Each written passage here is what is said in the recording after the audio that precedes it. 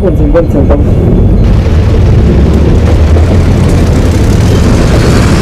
Te faltan 50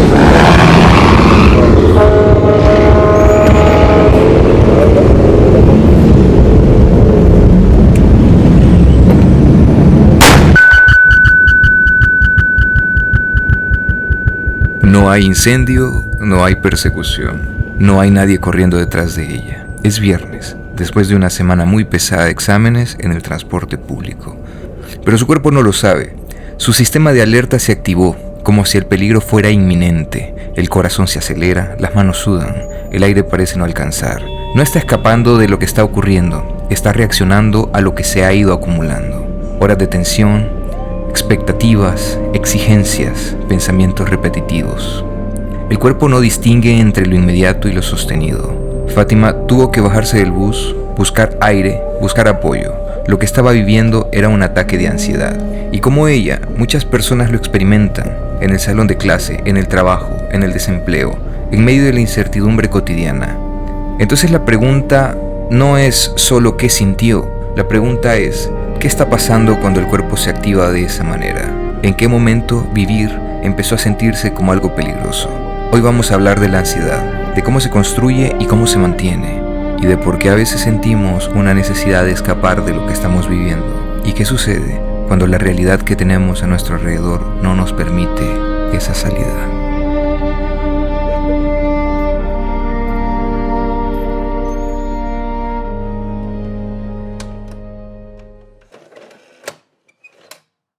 Bueno, ¿y qué les pareció estar nuevamente en Proyecto Chachalak?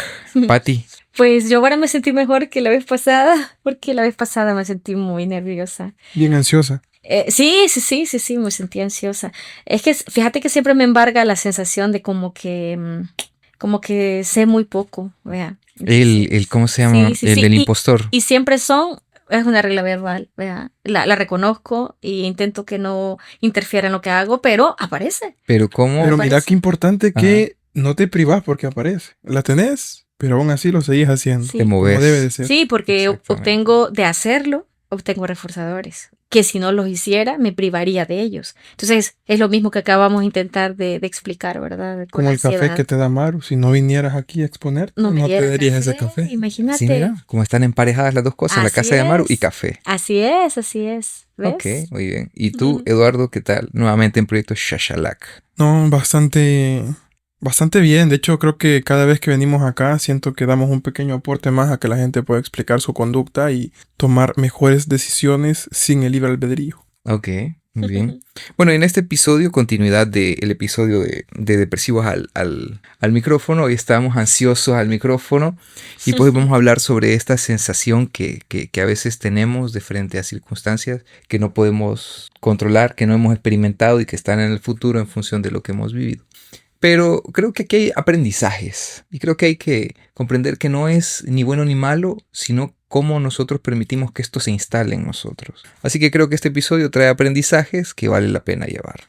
Así que comenzamos. Démosle. Sí, adelante. Y antes de comenzar el episodio nos gustaría pedirte algo sencillo pero muy importante. Si este tema o alguno de los temas que tratamos aquí en Proyecto Chachalaca crees que le puede interesar a alguien, por favor compártelo. Dale like a la página y síguenos en nuestras redes sociales. Eso nos ayuda muchísimo para poder continuar con este proyecto. Y si conoces a alguien que crees que debería sentarse a conversar con nosotros, con alguna historia, una mirada diferente a un tema que valga la pena explorar, por favor escríbenos a nuestro Instagram. Bienvenidos a Proyecto Chachalaca, este es el episodio 179 ya. Patricia, bienvenida nuevamente, ¿cómo estás? Hola, Salvador. Muy bien, gracias. Contenta de estar acá contigo. Excelente, segunda vez por acá. Eduardo, ¿cómo estás? Ansioso por el episodio. Curioso. Y precisamente de eso se trata este episodio. Estamos hablando de los ansiosos al micrófono. Pero antes de comenzar, nosotros siempre tenemos unas preguntas aquí que son como disruptivas y toda la cuestión, ¿verdad? Desde el análisis de la conducta, ¿cómo explicarían la cultura?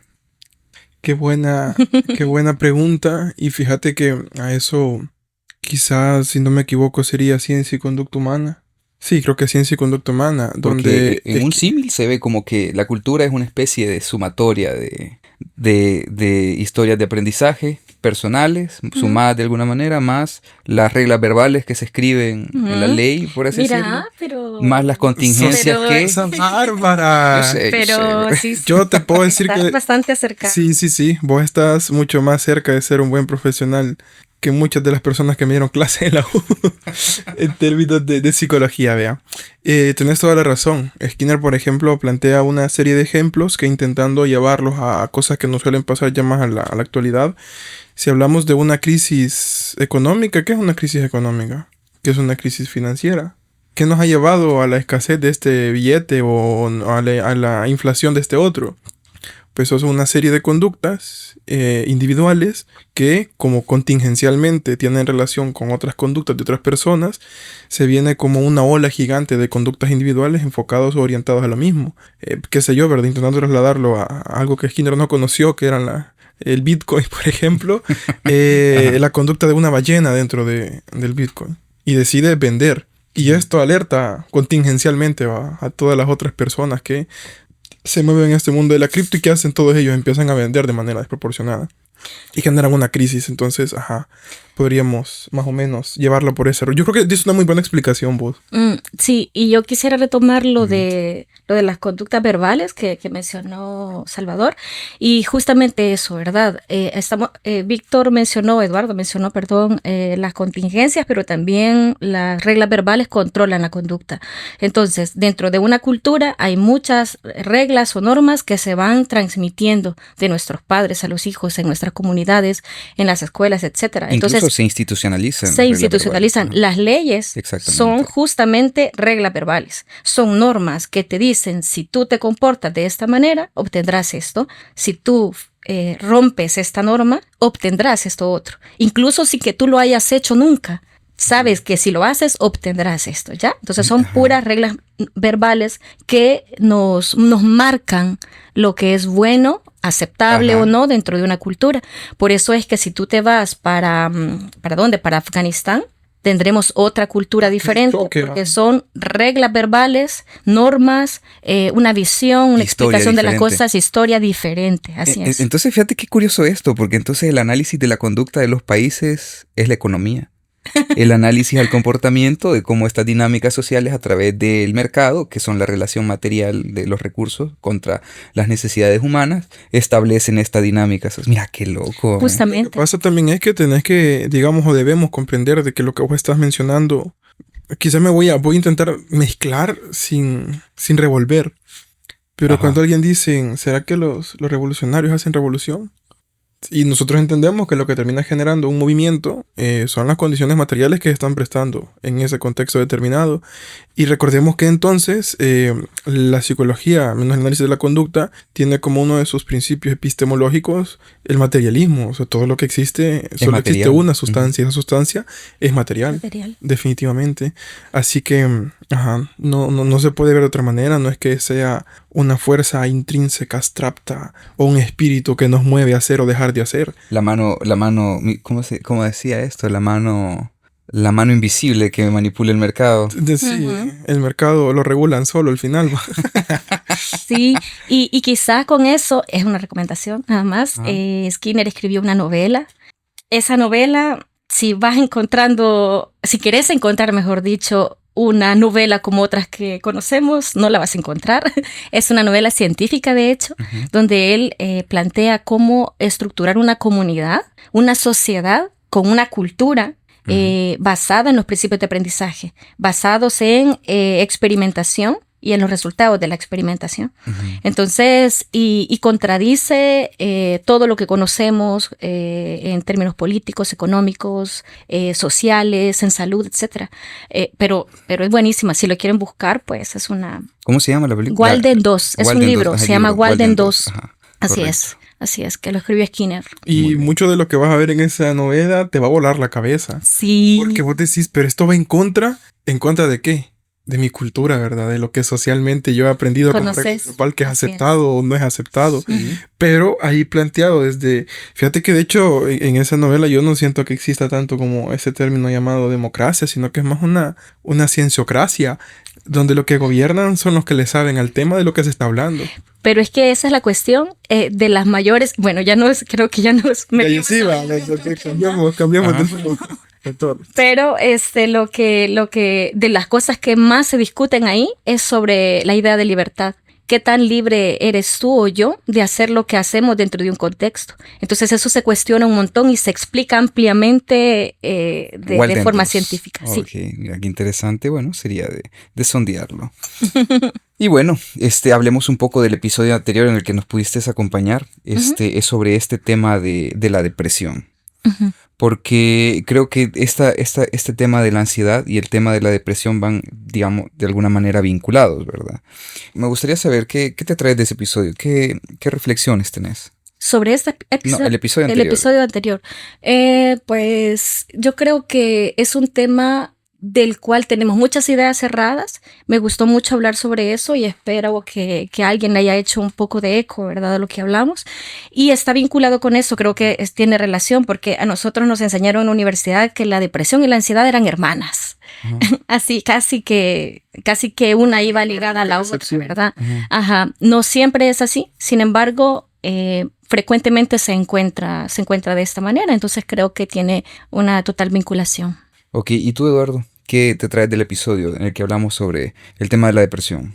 Creo que una de las cosas que me llevan a pensar de entre ese momento y este actual son la cantidad de cambios sociales que está viviendo el mundo. Constantemente, claro está, siempre. Pero los últimos cambios sí me parece que aquí nos van a llevar a la depresión. Estamos viendo una serie de reformas, una serie de crisis, y pues yo no sé quién nos va a sentir deprimido al saber que de ahora en adelante vas a tener que trabajar 12 horas diarias por el salario de 8, y cuando te pases de esas, las extras ya no son remuneradas, sino que son compensadas en un banco de horas. Entonces, imagínate en ese contexto, si nosotros estuviéramos en ese contexto, Marco. Claro. ¿Cómo no vas a estar ansioso? ¿Cómo no vas a estar deprimido? Definitivamente. Bueno, y después del episodio de la depresión, tuvimos un episodio sobre el amor. No sé si tú lo lograste escuchar. Claro que sí. Ok, aquí me gustaría preguntarte, ¿qué relación tiene la depresión y el amor? Como digamos que una carta de carta cromática, o no sé cómo se llama esto, del color. Hay colores que son un contraste. ¿La depresión y el amor son opuestos? ¿O consideras que puede estar uno enamorado y estar deprimido? Pues que son experiencias humanas. Entonces, claramente podemos sentirnos profundamente tristes dentro de una relación, o podemos sentirnos profundamente tristes cuando perdemos esta fuente de bienestar, ¿verdad?, que significaba una relación. Entonces, estamos hablando de experiencias humanas, que no es contraria una de la otra, simplemente son experiencias, ¿ya?, que a todos nos pueden suceder, no es contrario, somos humanos. Ok, pero a ver, voy a rehacer la pregunta. Okay. Por ejemplo, uno puede estar muy enamorado de una persona y experimentar depresión. ¿Esto puede suceder? ¿No es así como una cosa quita la otra? No, claro que sí, dependiendo de lo que estés viviendo dentro de esa relación. Imagínate tú que Pero estés... digamos que uno tiene una depresión, pero no tiene que ver con la relación. Ok. ¿Pueden coexistir esas sensaciones? Lo que sucede es que cuando tú estás en una relación, tu relación no es tu vida. Ah, correcto. Es solamente una de las tantas experiencias que estás viviendo en ese momento preciso.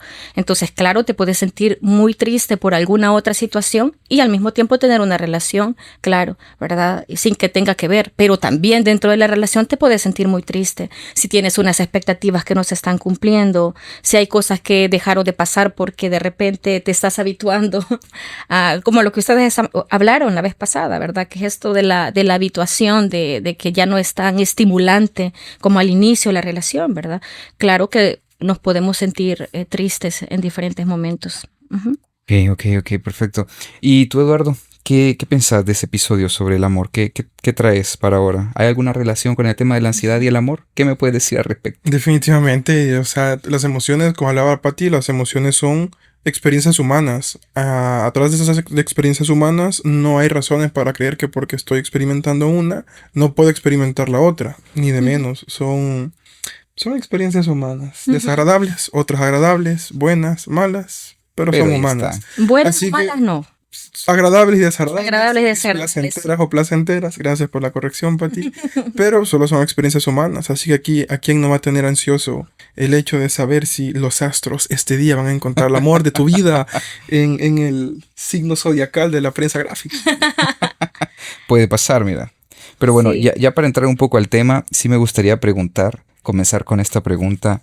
Y es que desde esta visión que ustedes nos pueden compartir, ¿qué cambia cuando el cuerpo, la respuesta que tiene al entorno, a los estímulos, es estar siempre alerta? Comencemos por ahí. ¿Qué sucede en ese momento? Ok. Quizás hay que hablar acerca de qué es la ansiedad, ¿verdad? Y la ansiedad es un conjunto de respuestas públicas y privadas. Cuando digo públicas, son motoras, lo que los demás ven, y privadas es lo que yo Uno estoy experimentando, las emociones que estoy experimentando o lo que estoy pensando también. Y aquí creo que también hay que citar otras grabaciones que ustedes han hecho acerca del condicionamiento clásico y el condicionamiento operante. La ansiedad es una respuesta aprendida ante situaciones que se han emparejado. Antes eran neutras, pero luego se emparejaron con una situación aversiva, con otro estímulo aversivo, y luego en el futuro, cada vez que aparece este nuevo estímulo, evoca estas emociones de miedo, de agitación, etcétera, lo que tú estás diciendo, de hipervigilancia. Entonces, en ese sentido, algunos estímulos pueden evocar en nosotros mucho temor, sensaciones muy desagradables de angustia o de temor o de deseo de escapar de allí, ¿verdad? No sé si ha quedado claro o... Sí, y es que tenemos que comprender que quizás la ansiedad es un estado de alerta. Sí, un tanto diferente al estrés. Y, o sea, recordad que nosotros le ponemos nombres artificiales a las cosas para comprenderlas mejor, pero tu organismo está experimentando una serie de sensaciones naturales. Entonces se supone, pues podríamos de manera artificial segmentar eso y entender que el estrés es un estado de alerta para lo que vos estás haciendo en ese momento. Como que vos vas a redactar un informe. Tenés que estar alerta, pues, porque no vas a escribir cualquier cosa en ese informe. Pero en la ansiedad, la diferencia radica que el estado que te mantiene alerta es algo que te prepara a futuro, que no está pasando ahorita. Y entonces, como vos estás alerta para lo que viene a futuro, pues lo que va a suceder es que va a haber una aceleración del ritmo cardíaco. Va a haber una aceleración porque tenés que empujar la sangre del tronco hacia las extremidades, porque vos no sabés lo que va a ir a futuro, si vas a tener que correr ahí darte un par de toques Un con alguien dos ahí más, contra un animal en el bosque. No Ajá. sabés. Imagínate cuando alguien se sube al bus y vos lo ves como raro. Así como que, así, ok. Como raro, ¿verdad? Y el sentido arácnido te dice, sí, bueno, sí, y le sí. sacando el chip. Entonces, cuando vos ves eso, no está pasando. No tenés que estar estresado, tenés que estar alerta por lo que está pasando, sino por lo que podría pasar. Ya cuando ves que el man se tira la maquinita, Ya te la sabes. ya te la sabes. Entonces ahí empieza la aceleración del ritmo cardíaco, empujando la sangre hacia tus extremidades. Empieza la aceleración del ritmo respiratorio porque hay que oxigenar esa sangre, obviamente. Todo fluido que aumenta su velocidad, aumenta su temperatura. Entonces, pues sí, nos vamos a poner un poquito más calientes en ese momento. Y como necesitas más energía, pues entonces ahí tu organismo va a empezar a segregar una cantidad de azúcar bárbara para darte energía, ¿verdad? Incluso en algún momento que el páncreas ya no le va a lograr seguir la carrera con la insulina y nos va a quedar ese montón de energía acumulada. Entonces sí, o sea, la ansiedad, recordad que todas las emociones son respuestas fisiológicas, las sentimos en el organismo. Entonces, ¿cuáles son los cambios que se experimentan en las emociones? Son fisiológicos. Entonces ahí vas a encontrar en el caso de la ansiedad lo que te mencionaba, aceleración del ritmo cardíaco, respiratorio, y también descompensa otras cosas, porque ¿qué pasa si dejas otras partes del cuerpo sin oxígeno? Que en ese momento es normal porque pues sí, ¿verdad? Tenés que... Así como que de pronto estás en la selva urbana y de pronto ves a alguien que... Entonces el cuerpo empieza en una situación así como, ok, estamos en las óptimas condiciones para pegar el R lo más rápido posible. Definitivamente. ¿Verdad? Entonces, vas a la mitad de la cebra y se pone en verde el semáforo. Ajá. Entonces vos te adelantás que si te quedas ahí parado te van a pasar llevando y entonces tu organismo responde en 2 minutos, en 2 segundos y vos ya te cruzaste la calle, saliste corriendo. Te salvó la vida definitivamente en ese momento. El problema sería extender esta emoción que ya cumplió su función en ese momento y prolongar el tiempo de manera innecesaria. Ok, porque eso, por lo que estás narrando, entonces puede llevar, por ejemplo, a cosas lógicas como podría ser un cansancio, una fatiga, una falta de energía por ese momento. De hecho, sí, así lo experimentan las personas, lo dicen, que después de una crisis de ansiedad se sienten pero drenadas, muy fatigadas. Como que han pegado una maratón salvaje. Pero no ha pasado nada, ¿verdad? Porque no había ninguna situación. Es que esa es otra característica de la ansiedad. No hay muchas veces una situación amenazante. Ahí No es está cuando se pasando. convierte en un problema. No está pasando nada. Ajá. Y fíjate que bien curiosa la palabra porque estás preocupado. O sea, porque muchas veces, porque es preocupado. Ahí prácticamente ya va dando como un vistazo de lo que está sucediendo. Te estás ocupando de una situación que todavía no ha sucedido. Entonces cuando la gente dice que me siento cansado emocionalmente, o sea, me parece como un poco vago, ¿verdad? Entonces intentaron trasladarlo a términos más conductuales. Pues si el cansancio será porque vos has mantenido una emoción y la has prolongado durante un tiempo exagerado, peleándote Amaru contra Amaru, y Amaru va perdiendo porque resulta que todo lo que te imaginas no está pasando, no está ahí. Perdiendo. Entonces, obviamente, al mantener este estado de alerta durante tanto tiempo, pues obviamente tu cuerpo se va a sentir agotado, y no es que sea como el cansancio emocional es algo diferente a lo que has experimentado. No, o sea, el cansancio es fisiológico porque tu cuerpo estaba a tope segregando una serie de neuroquímicos y de todo tipo de sustancias, preparándote para algo que posiblemente va a pasar. Mira qué curioso, fíjate, y antes de, así como un dato de medio loco, y es que algunos deportistas de alto rendimiento suelen inducirse, digamos que estados de ansiedad relacionados, por ejemplo, a lo que yo estuve leyendo. No sé qué tan cierto será, disculpen ahí, fuente Arial 12, pero él estaba haciendo levantamiento de pesas, ¿sí? Y creo que era el récord mundial el que estaba por romper.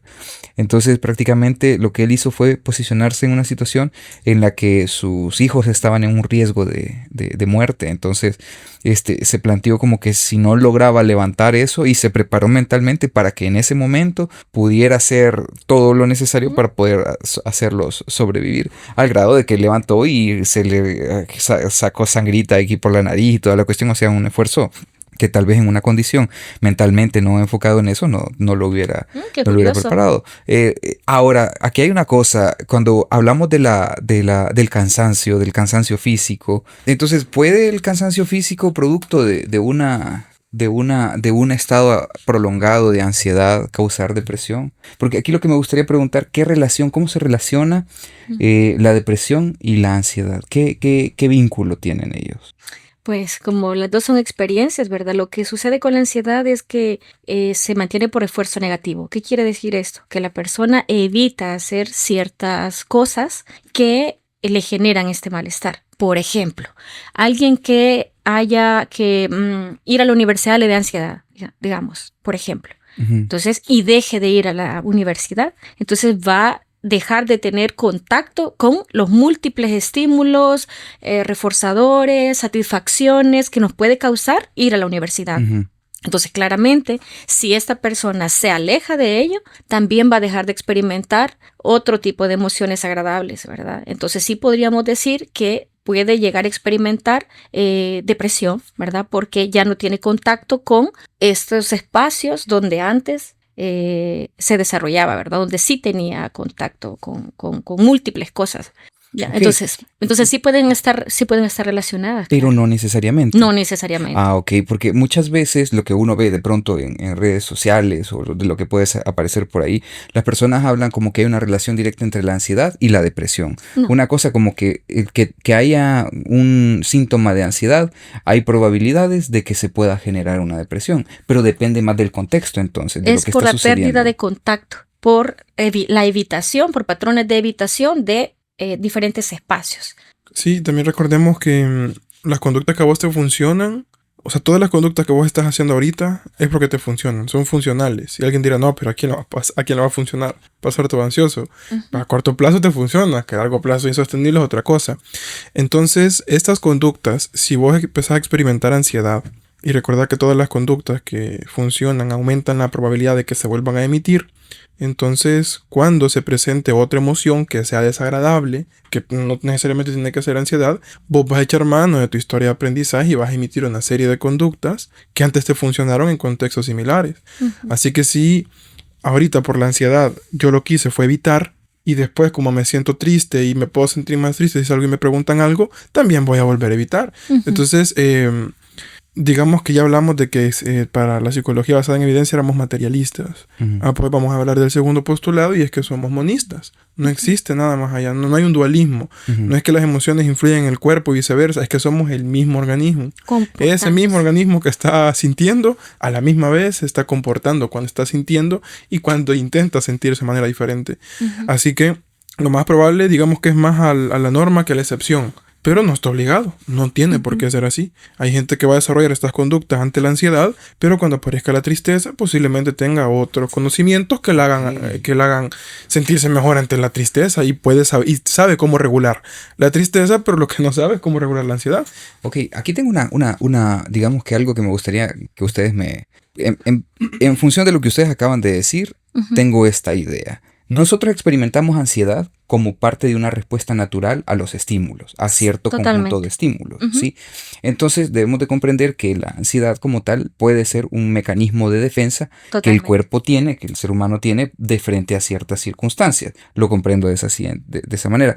Entonces, podemos experimentar ansiedad sin siquiera identificarla como ansiedad. Claro. Y por lo tanto es la ansiedad cuando llega a ciertos niveles lo que de pronto puede culminar en una depresión. Solo entonces cuando nosotros estamos en una situación que identificamos que estamos en un nivel de ansiedad perro, por así decirlo, entonces es cuando de pronto tal vez la ansiedad sí pueda llegar como... Por estadística, incluso podríamos decir, cuando la ansiedad es detectada a ese nivel, puede llegar a culminar en un estado de apagamiento como la depresión. Te voy a poner un ejemplo. Por ejemplo, en alguna ocasión, una persona había tenido una experiencia muy negativa dentro de un carro. ¿Ya? Entonces, lo que sucede con nosotros, los seres humanos, es que generalizamos estímulos. No necesitamos conocer a profundidad una situación, pero si ya conocemos una parecida, ¿verdad? Entonces las funciones de este estímulo se transfieren a este nuevo estímulo, ¿ya? Es como cuando vemos un perro y un lobo. Un niño podría decir, son perros, ¿verdad? Porque ya conoce el perro y mira el lobo y tiene características parecidas. Un ejemplo parecido, por ejemplo, ahí está mi perro, mira, está echado ahí, todo bello, maravilloso. Te amo. Sí. Pero la cosa es que yo de pronto en la calle me encontré un perro exactamente igual a este. Entonces, puede que lo quieras tocar. Yo me le acerqué y con la misma intención. Te va a arrancar la mano. Exactamente. Justo. Entonces, resulta que nosotros, por esta generalización, esta persona que te decía que le había sucedido esto en el carro, había asociado todos los carros con la experiencia aversiva que tuvo. Entonces, ¿qué sucedió? Dejó de ir al trabajo, dejó de utilizar Ubers, taxis, todo, cómo se movilizaba. Entonces, si pierde el trabajo, ya no tenía una fuente de empleo, ya se volvía también una carga para sus padres. Sus padres comenzaban a reclamarle y a obligarla a que volviera a recuperar su vida funcional, ¿verdad? Sin embargo, le daba tanto temor y evitaba tanto esas situaciones que su vida cada vez se iba reduciendo. O sea, su espacio de acción era su cuarto, ya, o sea, era su cuarto. Y luego también evitaba encontrarse con los papás, porque los papás le reclamaban por haber... Era un castigo. Claro, encontrarse con los papás. Así es. Entonces, decime, su vida era su habitación ahora.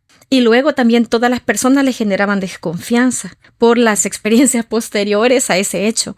Entonces, confiar en un terapeuta también era extremadamente difícil. Entonces, acá, ¿ves? La ansiedad produce un contexto de contingencia que la lleva a experimentar frustración que termina en una depresión.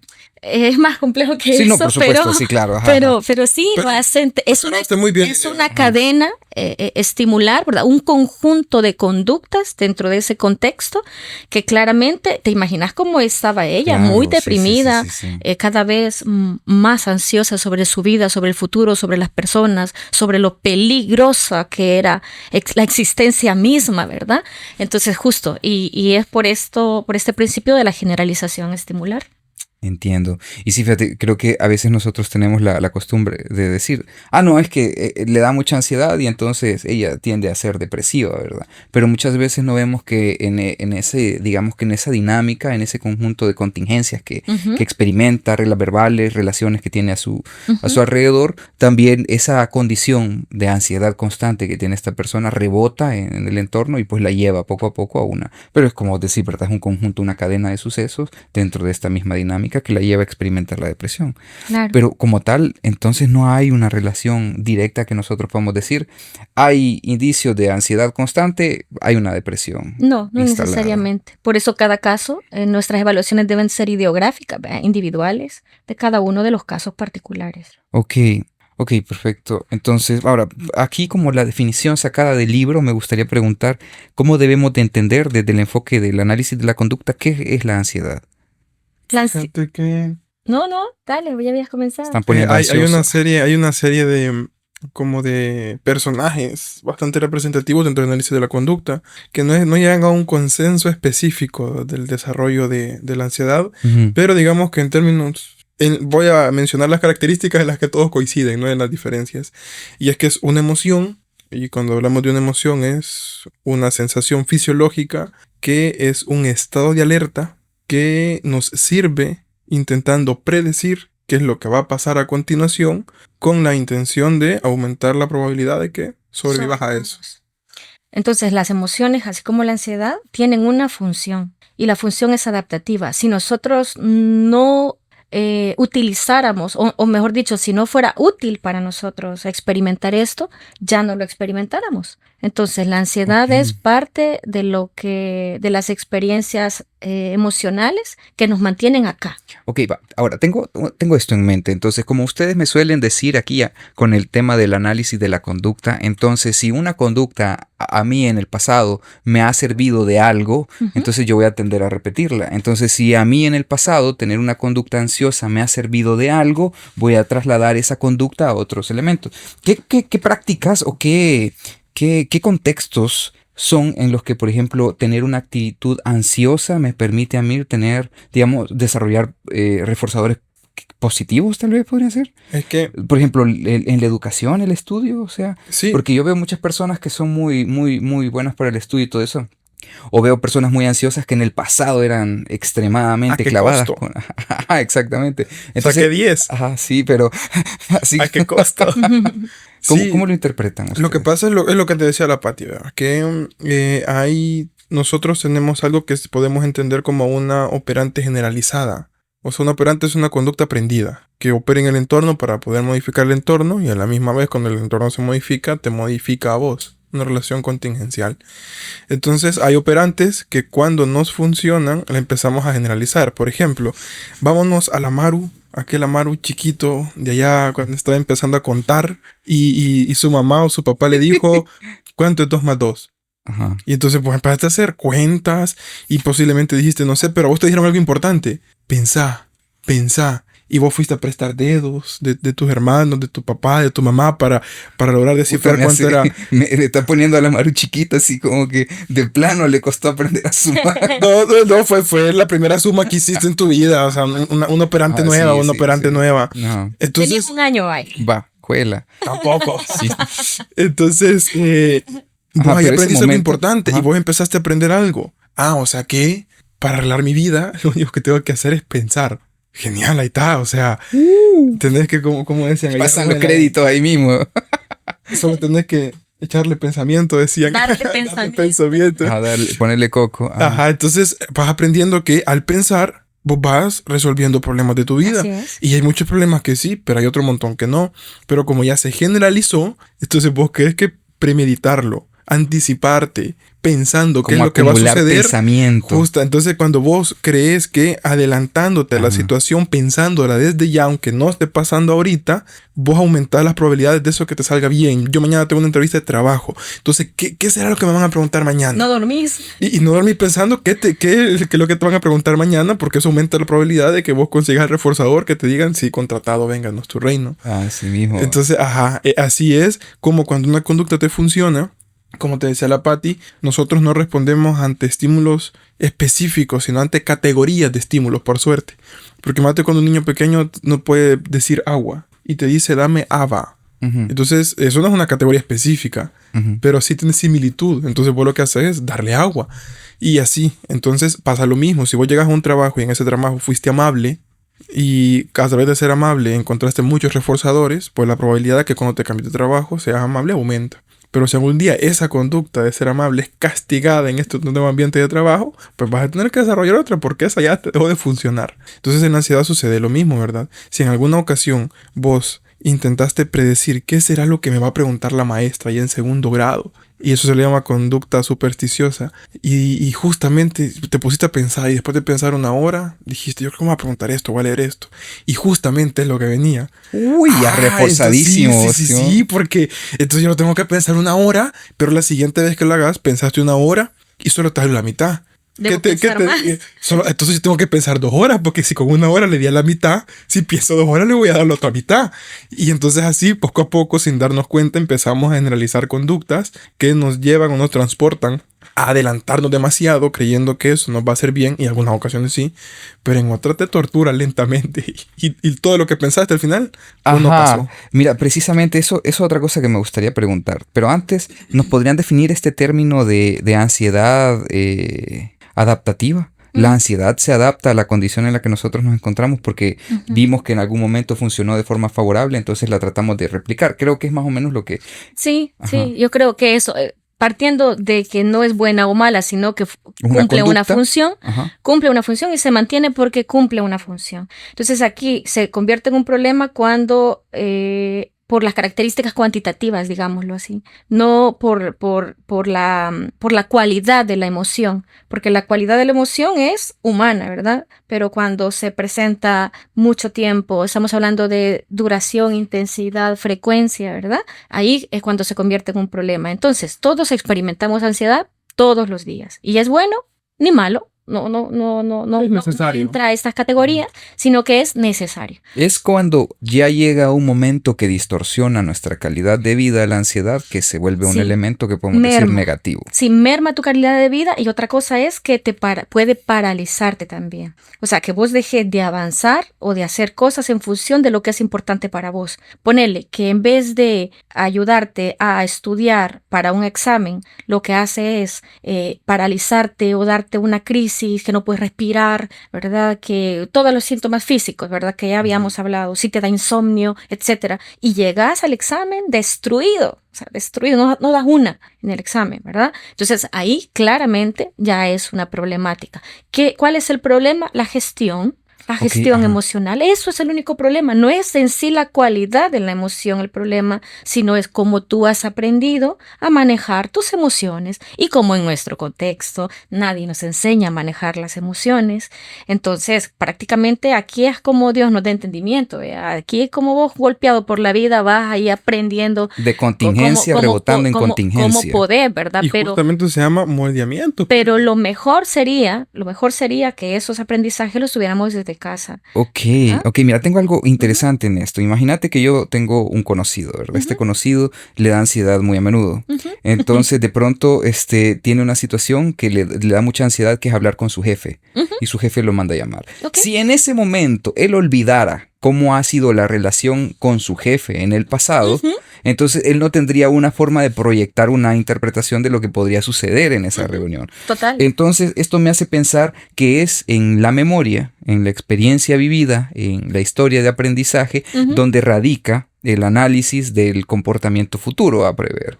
Entonces aquí me gustaría preguntar, porque podemos decir, no es que el cuerpo entre en un estado así como el hombre araña, así como que de pronto siento de la nada, así de la nada. La punzada. Entonces, sino que es una cuestión de la interpretación del pasado para poder decir, bueno, si me mandó a llamar es porque aquí va a haber desmadre. Entonces, la pregunta es, porque muchos lo queremos comprender, pero tal vez no lo tenemos presente, si es una cosa de pensamiento.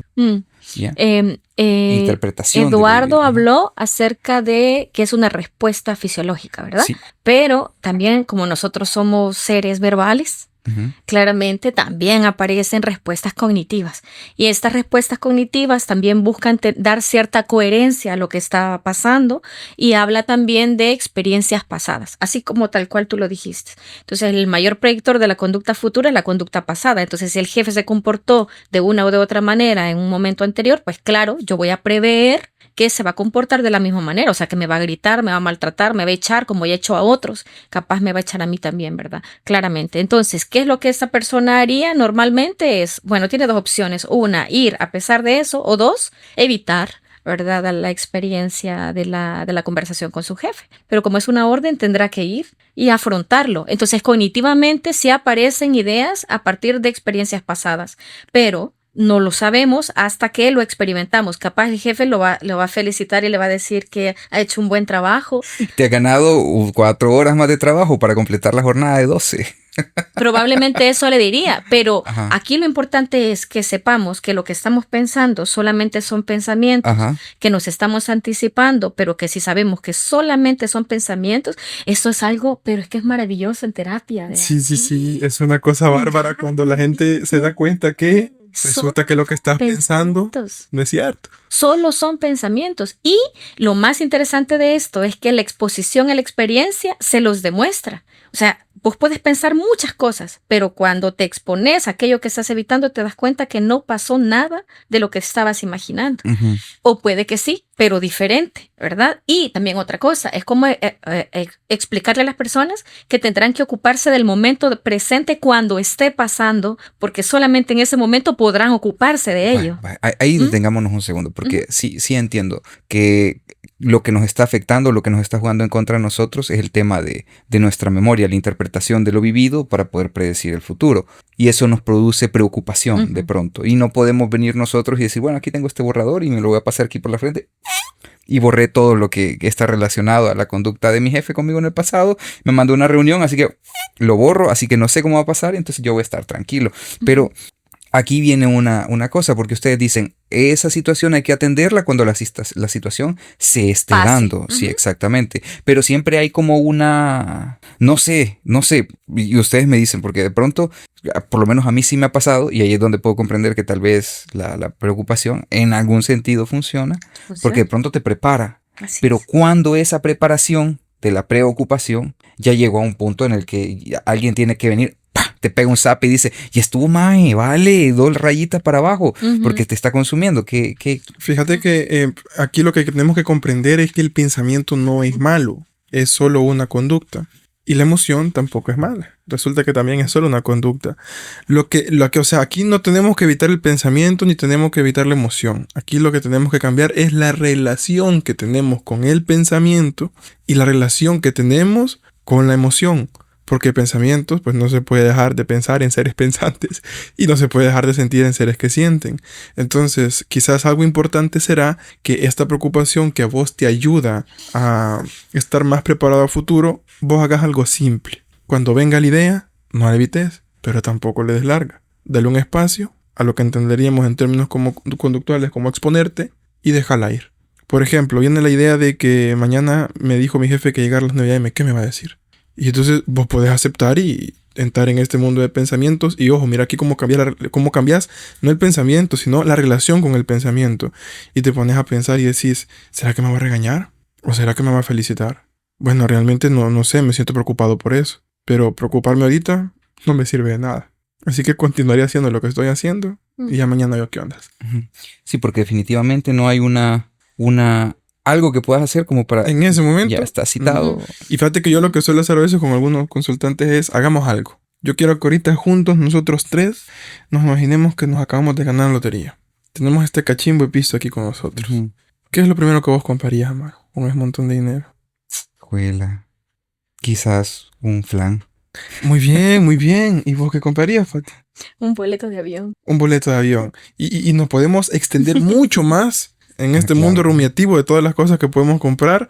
Y entonces después de unos 2 minutos yo le digo a la gente, vaya, paremos. De todas las cosas que nos imaginamos que íbamos a comprar, ¿cuántas están aquí de manera tangible con nosotros? Ninguno. Ninguno. Yo no tengo un flan aquí en la mano. Lamentablemente. Y Pati no la veo qué con un boleto. Yo no iré a viajar por el mundo. Entonces les digo, entonces se dan cuenta que pensarlo no lo convierte en cierto. por más que nos haya emocionado, por más que nos genere una emoción, no es cierto, no es verdad.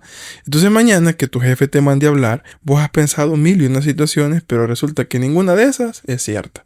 Y pensarlas, así como el flan, no las convierte en verdad. No ¿Y si están de pasando. pronto sí?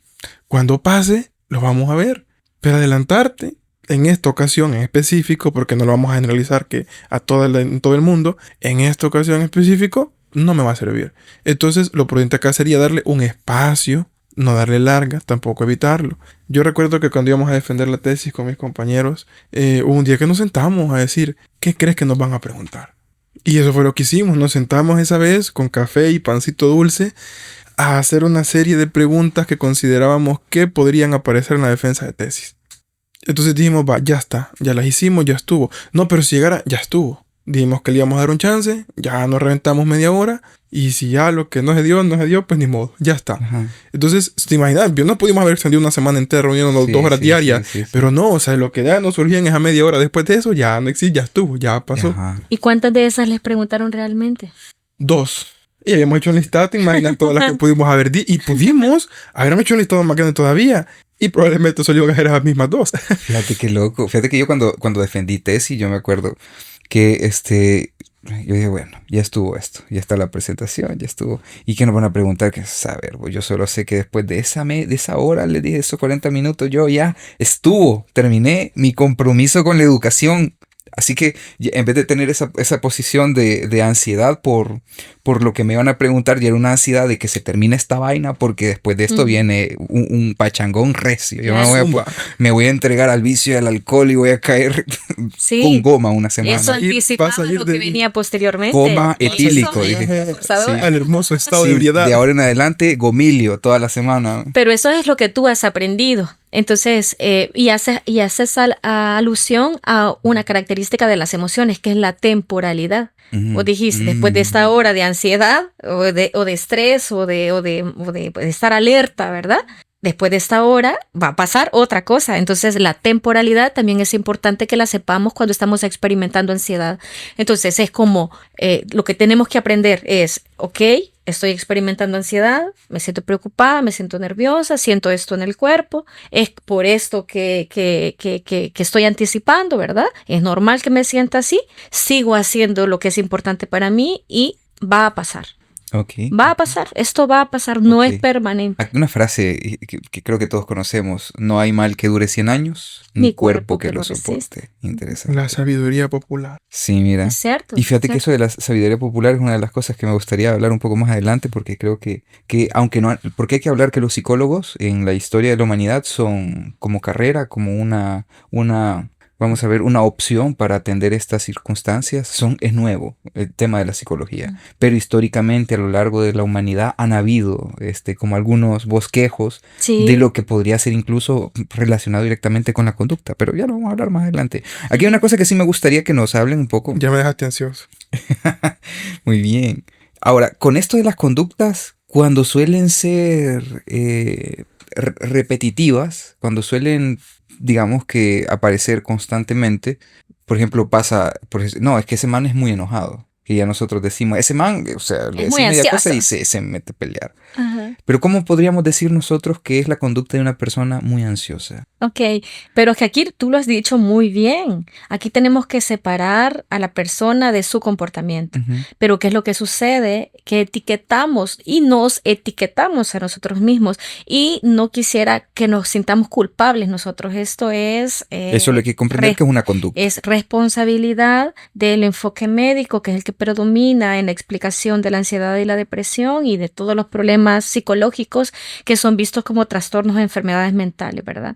Entonces, en este sentido, eso es lo que se ha difundido. Y en las redes, si vos ves, vas a ver un montón de videos explicándote cómo no sentirte de tal o cual manera. Y eso es inhumano, es contrario a la experiencia humana. Nunca vamos a dejar de sentirnos de una u otra forma, porque son emociones y son funcionales. Entonces, estas etiquetas se han divulgado en medios, en las redes, Popularmente. entre nosotros, y se utilizan de manera irresponsable y de manera bien a la ligera, ya, a la ligera. Pero ¿cómo no lo vamos a tomar a la ligera si vos vas donde el psiquiatra y él te saca un checklist, llora mucho, no come, ha perdido el sentido de la vida? Ah, no, sí, depresión, y tómese este cóctel de medicamentos, vea. Entonces, eso es lo que se difunde comúnmente. Entonces, saber qué es una conducta nos ayudará a no autoetiquetarnos y no etiquetar a otros tampoco. Es saber que se está comportando y que ese comportamiento es basado en algo que está sucediendo, algo que sucedió. ¿Ya? Y que por lo tanto, como es una conducta, se puede modificar y esa persona podrá modificar su conducta. Posiblemente no solo, posiblemente con ayuda, pero se puede hacer, se puede modificar. Ok, comprendo lo que tú me estás diciendo en este momento, pero ya estamos instalados en este mundo. Las etiquetas están ahí. Y digamos que el comportamiento tiene características y podemos decirlo, sí, en cada persona varía, pero tenemos, y esto también lo he aprendido aquí con ustedes, ¿verdad? Una probabilidad, sí, es una estadística, ¿no? Entonces, sí, yo sé lo que me estás diciendo, el regaño moral que me acabas de tirar ahí ético, por supuesto, yo lo sé, pero aquí vamos a hablar las cosas tal cual, ¿cómo están se aquí, manejan sí, así mismo. Entonces, por ejemplo, yo lo pongo de la siguiente manera. Yo encuentro una persona ansiosa, por ejemplo, no sé, tiene características, ¿no? Okay. Dentro de este conjunto de cliché y estereotipos que yo sé, perdón, Patti, lo siento por ser así de silvestre, pero ¿cuáles podríamos decir que son características? Y creo que hay una cosa importante detrás de esto, porque tal vez no las interpretamos nosotros a través de sentirlas, porque muchas veces, a veces la interpretación de las sensaciones que nosotros tenemos nos desborda y no las tenemos presentes. Y el cuerpo las mecaniza, ¿sí? Porque el cuerpo es conducta, ¿sí? Sí. Un organismo que emite una conducta en función de las sensaciones que tiene, de lo que ha aprendido. Ahora, claro. La pregunta es acá, ¿qué conductas en promedio puede tener una persona? Y lo beneficioso de saber esto, porque de pronto podríamos ver que nosotros tenemos esa conducta, identificar que de pronto la ansiedad es algo que constantemente está en nuestra vida, en nuestra experiencia y en nuestras relaciones. Por ejemplo, pongo el caso, hay personas que comen por ansiedad, comen mucho por ansiedad. Entonces, ¿qué características encontrarían ustedes en promedio que tal vez las personas podrían decir, sí, quizás, yo sé que tampoco es diagnóstico, no me miren así, por favor, yo sé que no es diagnóstico, pero de pronto un indicio que podría ser que las personas que escuchan este episodio digan, quizás soy ansioso. O quizás la ansiedad para que se puedan hacer preguntas, porque a partir de la pregunta es que uno empieza a evaluar su propia conducta, ¿no? Yo que aquí creo que hay que hacer una distinción bien importante, y es dejar de entender a la ansiedad como algún tipo de sustantivo que vos tenés. Claro, Ajá, por o sea, supuesto. Yo sé. Vos no tenés ansiedad, o sea, no la tenés. Vos te comportás de tal manera. Claro. Entonces, ¿por qué si no nos amparamos en disculpame, Amaro, es que yo soy así porque soy ansioso? Y no, disculpame, Amaro, es que fíjate que yo soy... Y claro que te funciona. Sí, entonces, no es algo que vos tengas, es un verbo, es algo que vos haces. Y tampoco existe el hambre emocional. El hambre es únicamente y puramente fisiológica. Nadie experimenta hambre emocional, y el hambre es fisiológica. Entonces, aquí hay algo importante que tenemos que comprender, y es eso. Cuando alguien come por ansiedad, como vos lo mencionabas, popularmente dicho, en ese momento la persona experimenta... se está riendo. Posiblemente en ese momento la persona experimenta un malestar tan intenso, y en su historia de vida ha aprendido que si en este momento, ante este malestar llamado ansiedad, yo como, la atención de mi organismo se va a ir al paladar, al sabor, al tragar, a otras sensaciones. Entonces, mientras estoy comiendo, muy a corto plazo disminuye la ansiedad que estoy experimentando. Posiblemente está comiendo sin hambre, pero lo está haciendo porque a corto plazo, mientras come, existe una conducta de evitación y escape que le ayuda a gestionar el malestar. Así que no existe el hambre emocional. Pero fíjate, ¿cuáles son las conductas que se relacionan en la ansiedad? Quizás podemos entender que las conductas que se emiten son esto de intentar adelantarse toda la vida a lo que pasa o deja de pasar. Vas en el carro y vas hablando así como por 20 minutos, vos solo ahí, no, pero es que tal y tal cosa, y estás hablando de una situación que no ha pasado todavía. De pronto, tal vez, hablar solo, rumiando. Sí, es que tal vez no es la cualidad de hablar solo, porque eso todo el mundo lo hacemos, sino la cantidad de tiempo que le y dedicamos. la relación que tenés con eso. Porque vos podés pasar hablando 20 minutos con vos solo de algo y cuando terminás de esos 20 minutos decís, bueno, ya fue. Y continúas con tu vida, nice. Ajá. Entonces ahí lo has hecho, también ha pasado, pero no es lo que pasó, sino la relación. Ujú. Ahora, si la persona pensó durante 20 minutos y cuando terminó de pensarlo, lo hizo como un hecho y dijo, no, pues si así va a pasar, esto ya está escrito en piedra, aquí ya valí, me voy a morir, va a pasar esto, y da la apertura. Entonces yo creo que las conductas que se suelen emitir cuando estamos experimentando ansiedad son pensar un montón, o sea, pensar de manera exagerada, desenfrenada, desapegándote del único lugar donde puedes vivir, que es aquí y ahora. Y otra cosa es, y después de eso, después de llegar al tope del malestar, emitir una serie de conductas que abonen a toda costa a reducir este malestar. Ya, así ya, a corto plazo. ¿Cómo comer? A corto plazo me va a servir. A largo plazo voy a terminar con obesidad mórbida, diabetes, hipertensión, pero a corto plazo me está sirviendo. Creo que esas son como ese estado constante de angustia, esta idea de quererme adelantar todo el tiempo a todo. Es No son las otra conductas característica, específicas, ajá. sino que a todo el tiempo yo me Ujú. quiero adelantar. De sospechar de todo. Sospechar de todo, De sobrepensar todo. desconfiar de todo, sobrepensar todo. Y descuidar otras cosas importantes en la vida. ¿Saben? Una cosa que yo creo que tal vez he visto en algunas personas que tienen un grado de ansiedad es la respuesta a las solicitudes. Que de pronto vos me puedes pasar eso y entonces casi como que pegaran un arrancón de velocidad para poder alcanzar las cosas. Aquí está. Estás en un estado de alerta, Ajá, tenés azúcar ante el tope, ajá. la aceleración, el ritmo cardíaco, respiratorio y...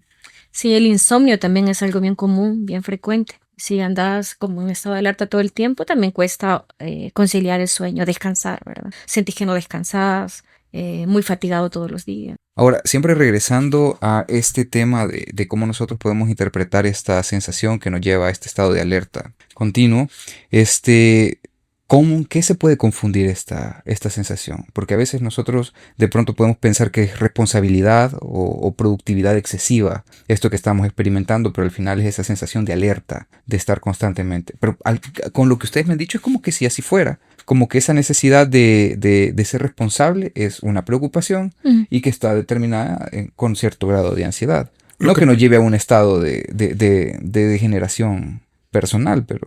Sí, lo que pasa es que también recordar que la emoción es algo fisiológico, es filogenéticamente dado por la especie, pero el cómo la manejamos es operante. Eso es aprendido. Aprendido, justamente. Entonces ahí van a haber un montón de reglas verbales, como vos lo decías hace un momento, allá al inicio de qué era la cultura para el análisis de la conducta. Entonces imagínate, vos creces en un mundo totalmente capitalista, donde existe una serie de reglas verbales en las que incluso vos te castigás si agarras ocio. O sea, si vos te agarras un domingo de ocio donde solo vas a ver películas y no, hombre, hoy no fui productivo, hoy no hice esto, hoy no hice nada. Hoy no hice, y te sentís pero te culpable. había echado 3 películas de Harry Potter ahí sentado. Y te sentís culpable. Entonces en la ansiedad gira una serie de reglas verbales que cuando esta regla verbal aparece funciona como un estímulo que te genera ansiedad. ¿Sí? Y esta ansiedad vos has aprendido que disminuye cuando haces esta conducta aprendida, operante.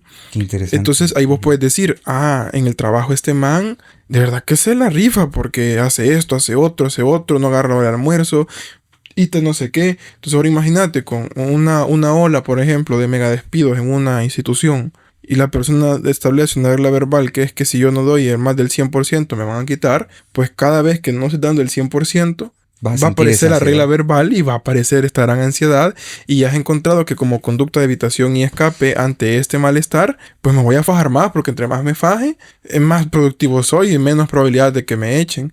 Entonces ahí empieza como a mantenerse esta... Mira, pero los riesgos y yo puedo entender que para muchas personas esto es funcional, ¿sí? Así como que, bueno, lo que estoy sintiendo ahorita me sirve para poder trabajar. Para todos. Pero cuando esto lo prolongamos, ponerle durante 30 años en una rutina diaria y de pronto esa rutina se ve afectada por algo terrible y comunista que es jubilarse y de pronto las personas no saben qué es estar, por ejemplo, sin ese estímulo. Claro, no, y eso es bien común, son la crisis de esa edad, ¿verdad? Hay muchas personas que consultan justamente por sentir que su vida no tiene sentido, que han perdido el deseo de hacer cosas, etcétera, porque no han cultivado otras áreas de su vida. O sea, no hay nada más, aparte del trabajo no hay nada más, aparte de ser sobreproductivos, ya no les queda nada, no hay nada más. No son cercanos a sus hijos, no han cultivado hobbies, otro tipo de actividades con amigos, etcétera. Qué loco eso, ¿verdad? Porque al final es, o sea, para muchos realizarse a través del trabajo, o sea, realizarse como ser humano a través del trabajo es no contemplar la posibilidad de que hayan otras cosas que te sostengan como ser humano. Pues, por Puede ejemplo, ser así. hay personas a las que les gusta hacer voluntariado, hay personas a las que les gusta hacer fotografía, hay personas a las que les gusta hacer cerámica, hacer Ujú, pintura, hacer un montón de cosas más, ujú, pero no lo ven como algo adicional, sino como lo ven como parte de ellos. ujú, Fíjate que hay una cosa que yo me acuerdo que estaba en un curso de atención a alumnos con necesidades específicas ujú. y de pronto antes de comenzar la clase la maestra pregunta, mire, ¿y a usted qué le gusta hacer en su tiempo libre? Y no sé, así como que en ese momento yo estaba así ¡puf! Y se me pegaron 2 neuronas, ¿verdad? Porque eso es lo que estaban preguntando en clase. Y yo le dije, mire, fíjese que yo tiempo libre no tengo. O sea, ¿qué es tiempo libre? O sea, yo lo que tengo es tiempo personal que yo dedico a las cosas que yo decido, ¿no? Ujú, Pero cuando hacemos la referencia de tiempo libre nos referimos a tiempo libre del trabajo. ujú. Y Así creemos que es. eso es un tiempo no innecesario, pero un tiempo sin importancia. Ujú. Yo creo que hay un error. Creo que es, no sé cómo lo comprenderíamos dentro del análisis de la conducta, el tema de resignificar algunos elementos de nuestra vida, ¿verdad? Porque, por ejemplo, el valor que nosotros le damos a ese tiempo es fundamental como para poder realizarnos. Lo has dicho bien. Sí, sí, lo has El dicho. ocio es un derecho revolucionario porque en Ujú. un mundo donde vos solo valés dependiendo de lo cuánto producís, el no producir va en contra del desarrollo capitalista, claro está. Entonces, eso es lo que sucede con estas personas que trabajan durante 30 años y cuando sos muy productivo durante 30 años, crees que el único valor que vos tenés es al estar produciendo. Entonces, hoy que te vas a jubilar y ya no vas a producir, entonces parecería que ya no vales nada. Sí. ¿Por qué ya no vas a O producir? sea, se rompe la coherencia, o Esta sea, idea la de explicación no de sos sí mismo. productivo para la sociedad. Qué hardcore, Y es que ¿quién te ha fíjate, dicho que tenés que ser productivo para la sociedad las 24 horas del día?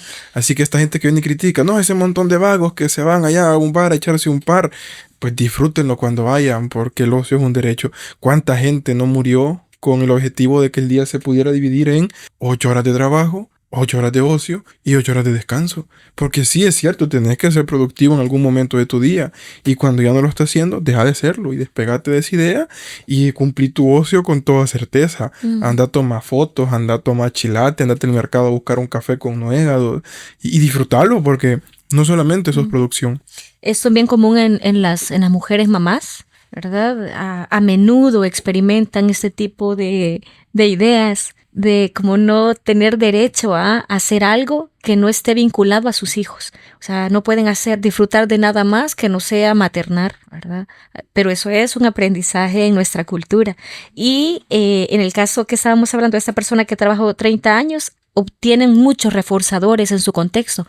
Mira qué trabajador es esa persona. Mira cuánto gana. Mira cuánto le puede proveer a sus hijos. Ve dónde ha estudiado el hijo. O sea, obtienen muchos reforzadores. ¿Qué sucede cuando estás anciano? Ya no estás produciendo. ¿De qué va a hablar la gente de ti? ¿Verdad?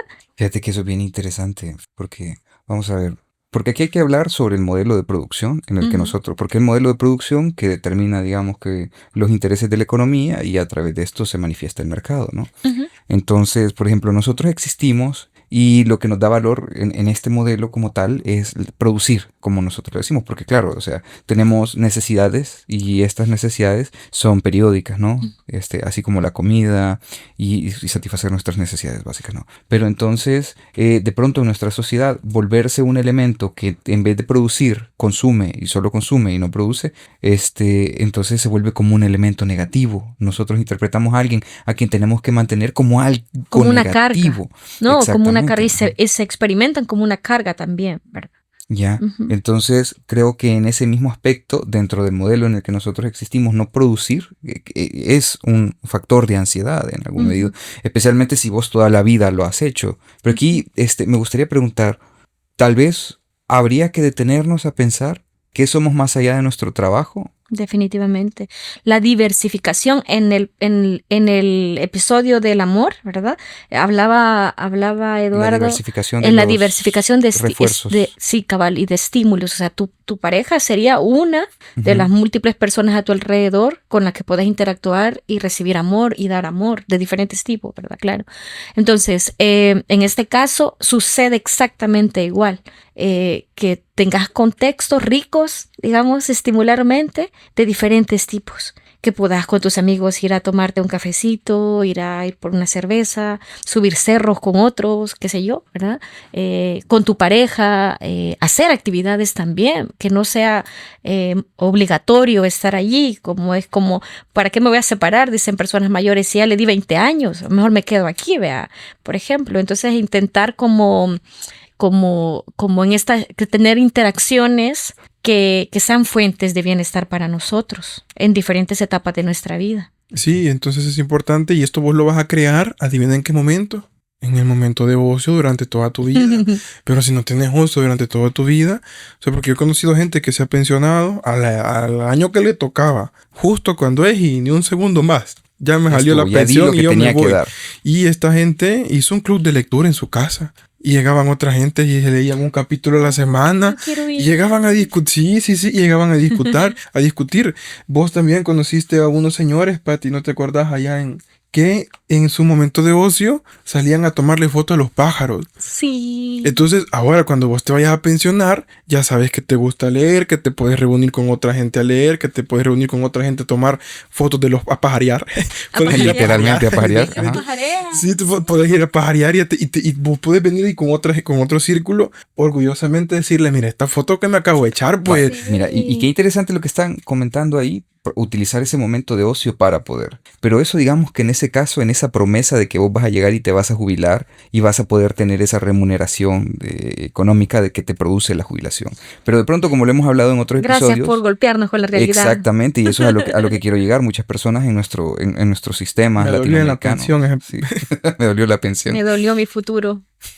Pero la pregunta es, o sea, esas personas que de pronto no existe esa promesa y tienen que vérselas todo el tiempo de frente a siempre estar buscando un ingreso, ya lo hemos hablado, o sea, no es como que poder diagnosticar a alguien o algo por el estilo cuando es la contingencia la que lo sostiene y no tiene otras opciones. En absoluto, ¿no? Y estas personas tienen que mantenerse alertas todo el tiempo, ¿verdad? Porque hay múltiples situaciones a su alrededor que pueden ser amenazantes para ellos y para sus familias. Entonces, ¿cómo nosotros vamos a ser irresponsables y etiquetar a una persona? Es como que habláramos de Gaza, por ejemplo, y quisiéramos diagnosticar a las personas que están esperando un bombardeo, están esperando no les vas a decir, probablemente no, mire, y cuando eso pase, ahí lo vamos a atender. No, claro, porque allí hay una situación objetiva, no es el pensamiento, no es la idea, es una realidad objetiva de lo que si no hacen algo van a morir, ¿verdad? Y están muriendo, ¿verdad? Entonces, claro, eso sería un ejemplo bien extremo, pero en nuestro contexto hay situaciones que definitivamente serán necesarias estas respuestas de activación y habrán otras que no. Entonces, parte de nuestro trabajo en terapia es discriminar las diferentes situaciones. ¿Qué amerita mi activación? Porque tengo que solucionar. Imagínate una mujer maltratada que no sabe cómo va a venir el marido ese día. No sabe si va a venir tragueado, no sabe si va a venir totalmente bolo, no sabe si va a venir, si tuvo un buen día o un mal día. O si va a venir cariñoso. O si va a venir cariñoso de repente. Así es. Entonces, ¿cómo no va a estar ansiosa? Entonces la ansiedad ahí, ¿cómo le voy a decir respire y vamos a solamente a intentar manejar la activación en sí? Aquí es tomar decisiones y que ella pueda protegerse porque hay una situación que la está amenazando. ¿Qué tiene que hacer ella? Buscar alternativas para ponerse segura. Y esa ansiedad se tiene que mantener. De hecho, nosotros tenemos que exponerla a que sienta ese malestar, y eso cómo le hace sentir. Para poder tomar la decisión. Para que ella, porque necesita sentirse mal para tomar decisiones. Por eso es que esto de que respirar, no sé qué, esto no es algo que se va a aplicar para todas las personas en todas las situaciones. Justamente, y fíjate que qué importante lo que vos decís, que no me parece una situación extrema, lo que vos mencionas de Gaza, me parece una situación real, no extrema, real, urgente. Y común ahora en este contexto. Estamos diciéndonos hasta cuándo tenemos que preocuparnos e indignarnos. Entonces, ahora imagínate trasladar esto mismo que vos acabamos de decir, porque me acabo de sentir bastante mal, soy honesto, cuando vos dijiste, pero con la gente que se puede pensionar, y resulta que alrededor del 70% de la gente en nuestro país no se va a poder pensionar. Y el otro 30%, pues estamos viendo qué pasa. ¿Qué O si sucede? deja de pasar. Entonces ahora imagínate cómo le decimos a una persona que no se sienta ansiosa si vive o come y su familia come de lo que venden el día a día. Y cómo no va a andar alerta y cómo no va a estar con una gran activación fisiológica si lo único que intenta es vender en el centro histórico, pero ahí andan los del CAN encima viendo si le quitan la venta o no. ¿Cómo le decimos a esta persona no te pongas ansiosa? No prevés, o sea, no te vayas más allá del aquí y el ahora. Sí, no te Si estés él tiene- rumiando con el sacrilegio de pensar qué vas a hacer para comer. Sí, no, o sea, es una necesidad básica, fisiológica, que es comer, que la estamos privando, y esta persona tiene que jugársela cuadra a cuadra. Si me voy por esta cuadra, ¿cuánta probabilidad de topármelos? Y si me voy por esta otra cuadra, ¿cuánta probabilidad de vender? Porque en esta otra casi no pasan ellos, pero tampoco pasa gente. Entonces, sí, la ansiedad es una respuesta natural, necesaria y fisiológicamente funcional. Y aquí, en las condiciones en las que están los pobres vendedores del centro histórico, no hay manera de decirle no te pongas ansioso por lo que va a pasar. Y sin afán de ponernos tampoco tan académicos, me gustaría hablar de los determinantes sociales de la salud. Ok. Y es que claramente todo nuestro contexto social, político, influye en cómo nosotros experimentamos bienestar o no experimentamos bienestar. Entonces, como en esta comunidad de que hay más de 500 personas que tienen insuficiencia renal, por ejemplo, en Aguachapán, ¿verdad? Porque el suelo está contaminado y jóvenes mueren de insuficiencia renal. Entonces, ellos viven en constante preocupación porque están viendo morir a sus familiares, están viendo morir a sus seres queridos sin que haya una respuesta correspondiente, ¿verdad? A la necesidad que se tiene. Entonces, los determinantes sociales definitivamente no los podemos hacer de lado al momento de interpretar la problemática de una persona. No es tu problemática, es una problemática que se da dentro de un contexto social. Entonces, etiquetar a la ligera, irresponsablemente, es un error. Mira qué interesante lo que me estás diciendo, porque creo que he venido desarrollando esta idea a lo largo de los episodios que hemos tenido con Eduardo, contigo, Pati, y también con Jessica. Y es que al final, imagínate que lo que realmente, el espacio en el que se puede dar la atención psicológica de por ejemplo, la psicoterapia, pues, solo está determinado dentro de un cuadro en el que existen condiciones básicas que garanticen un funcionamiento, un funcionamiento positivo posible para la persona, porque de pronto si las condiciones económicas en las que esta persona vive no le permiten poder cambiar contingencias que la están llevando a experimentar problemáticas emocionales constantemente, Así es. como podría ser, por ejemplo, la falta de la comida o de la vivienda, que también es un problema que se está manifestando hoy en día. Entonces estamos hablando de que en ese espacio, claro, o sea, cualquier asistencia psicológica o psicoterapia es paliativa. Claro, redefinamos contingencias, busquemos qué hacer. No se puede. Sí, es paliativa, porque la persona siempre puede generar algunas alternativas para manejar la situación, pero estas alternativas tendrán un menor o mayor impacto de acuerdo a las otras variables. O sea, que son múltiples variables y que no se pueden controlar ni se pueden cambiar. Entonces, la persona sería, lo que ella haga con sus emociones sería una variable nada más, pero habrían muchas más alrededor que si no se pueden modificar, no dependen de ellas. ¿Cómo hacemos? Es como cuando a veces da una gran frustración y uno dice, es que como yo quisiera sacar este niño de este entorno violento que lo hace comportarse de tal o cual manera. Y yo le he dicho a Eduardo, me lo quisiera llevar para mi casa y cuidarlo yo y va a estar bien.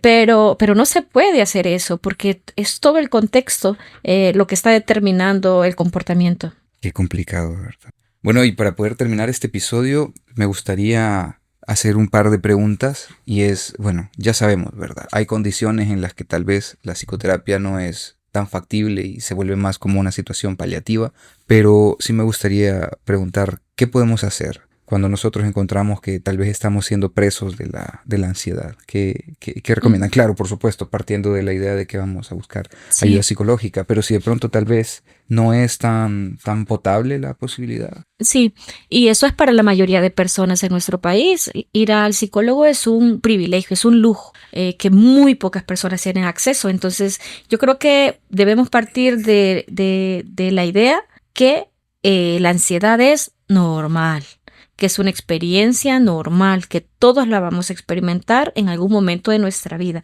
Partiendo de ahí no nos vamos a escandalizar, no vamos a creer que es una enfermedad, no vamos a salir corriendo al psiquiatra, ¿verdad? O a servicios de salud, sino más bien saber que tiene algunos síntomas físicos como taquicardia, sudoración, agitación y luego también la parte cognitiva, algunos pensamientos catastróficos de que lo que viene es horrible, por ejemplo. Insalvable.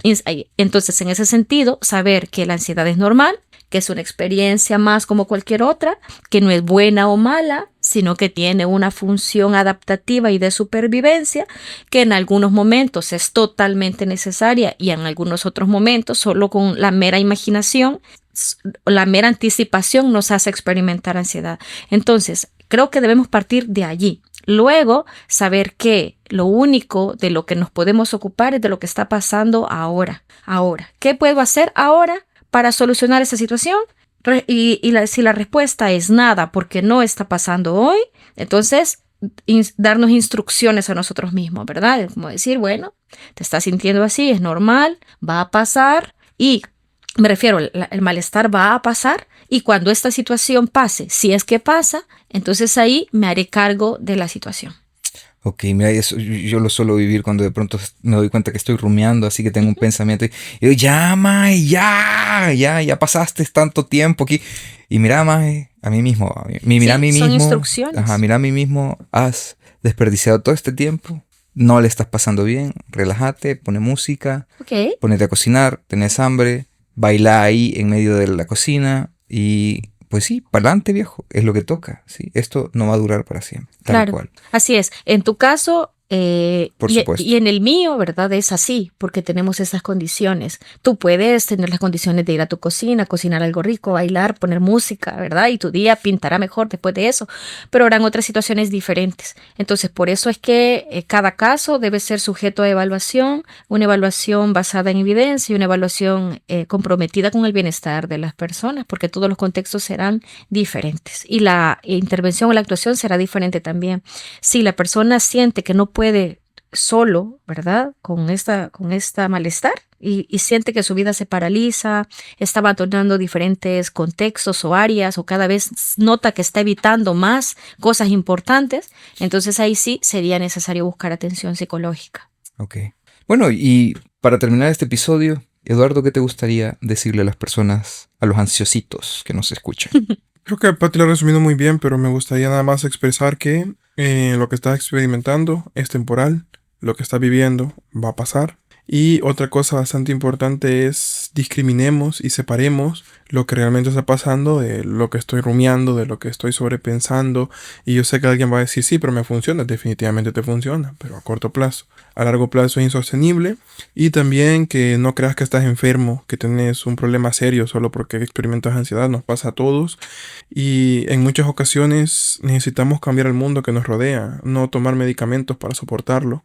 Necesitamos con nuestra conducta operar y orientar nuestras acciones físicas en este mundo para cambiar esas cosas que generan ese malestar. Porque que nos den una pastilla para tolerarlo también está bien cabrón, ¿verdad? No tenés que, o no deberíamos de... Depender únicamente de eso. Sí. Uh-huh. No deberíamos de caer en este juego de que nada, pues este es el mundo que me tocó vivir y ya está. Y también entender las condiciones de por qué las personas les da ansiedad. Así que si nosotros ahora comprendemos un poquito mejor estas condiciones y podemos ayudar un poquito, hagámoslo. Si sabemos que una persona la está pasando mal y está muy ansiosa y rumiando por un problema y podemos hacer algo por esa persona, hagámoslo. O sea, creo que la colaboración entre pares será importante para mejorar superar levemente las condiciones de las personas que están muy mal y no porque quieran estar mal, sino porque el entorno se lo ha jugado bastante feo ahorita. Sí. Okay. Yo quisiera agregar algo más y es algo bien útil. Es como pensar o hacernos esta pregunta. Si no me sintiera así, ¿qué me gustaría estar haciendo? ¿Ya? Esa pregunta. Si no me sintiera así, ¿qué me gustaría estar haciendo? Y si la respuesta es, si no me sintiera así, me gustaría salir sola a comprar un sorbete, digamos, si tenés las posibilidades, claro, es nada más un ejemplo, hacerlo a pesar de sentirte así, ¿ya? Entonces esta es una pregunta clave. ¿Qué me gustaría estar haciendo si no me sintiera así? Y hacerlo a pesar del malestar inmediato que se puede llegar a sentir. Ok. Como pudimos decir en otro episodio, es de preguntarse si tal vez lo siguiente que yo voy a hacer de frente a estas situaciones que yo estoy sintiendo me va a permitir cambiar a algo mejor o si me va a seguir sosteniendo en la circunstancia en la que estoy. Ujú. Sí, lo que pasa es de que si tú evitas hacer cosas, puedes estar seguro que el malestar se prolongará. Pero si, a pesar de sentirte mal, orientas tu conducta hacia aquellas cosas que son importantes para ti en tu contexto, el hacer eso te va a hacer sentir diferente. Entonces aquí regresamos a lo mismo, no hacer las cosas por lo que estás sintiendo ahora, sino por lo que vendrá después de haberlas hecho. Ok. Yo creo que también mencionábamos un ejemplo una vez y a mí me sirve un montón con las personas la mayoría del tiempo, y es el hecho de pensar de que vos estás de frente a un pozo gigante, oscuro, feo, y al otro extremo de ese pozo hay un monstruo también horrible, y justamente en medio de ustedes dos pasa una cuerda, y como le tenés mucho miedo a ese monstruo, jalás esa cuerda y lo querés botar, o sea, lo estás jalando con fuerza intentando llevarlo al pozo. Y el monstruo es exactamente lo mismo con vos, pero hay un momento cuando vos estás al borde, al filo, ya no aguantando, tenés fuerza, no puedes seguir peleando. ¿Qué tendríamos que hacer? Soltar la cuerda. Soltar la cuerda, justamente. Entonces es algo parecido. Ahora digamos que este monstruo son nuestros pensamientos. Y no me puedo poner a pelear con los pensamientos a los cuales no les voy a ganar porque no existen, no están pasando, no es algo real. Entonces, la presencia del pensamiento no es el problema, es la relación que yo tengo con el pensamiento. Si yo no agarro esa pita, no agarro esa cuerda, el monstruo va a estar del otro lado y no me va a poder hacer nada. Porque yo no le estoy dedicando atención, no le estoy dedicando esfuerzos y no me estoy peleando con él. Así que si la idea aparece en algún momento, ustedes expónganse a esa idea, expónganse a esa emoción y déjenla ir. Ok. Bueno, Patti, Eduardo, muchas gracias nuevamente por venir a este espacio y compartir estos conocimientos sobre el tema de la conducta. Y pues nos escuchamos pronto.